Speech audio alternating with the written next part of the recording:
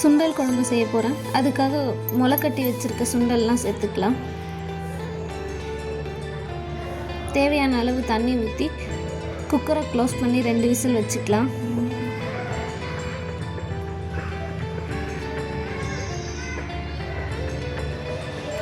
அவ்வளோதான், 2 விசில் வந்துருச்சு. இப்போ ஓப்பன் பண்ணி பார்க்கலாம். பருப்பு நல்லா வெந்திருக்கு. இப்போ குழம்பு தாளிச்சிக்கலாம்.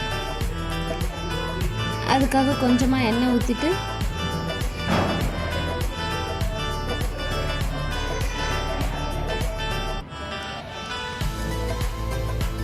வடுகம் சேர்த்துக்கலாம்.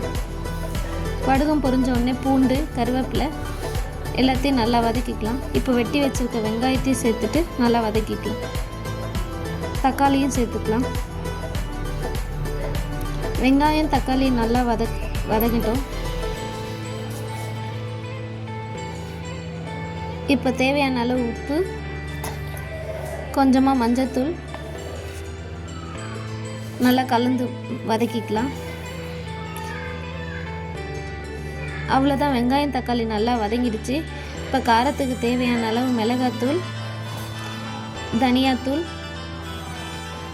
கொஞ்சமாக குழம்பு மிளகாத்தூள் சேர்த்து நல்லா கலந்துக்கலாம்.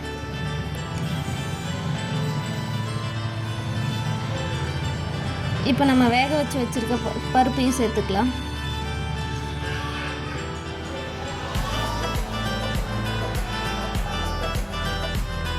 நல்லா கலந்துக்கலாம். இப்போ தேங்காய் அரைக்கிறதுக்காக தேங்காய், அதில் கொஞ்சமாக சோம்பு, கொஞ்சமாக கொத்தமல்லி சேர்த்து நல்லா அரைச்சிக்கலாம்.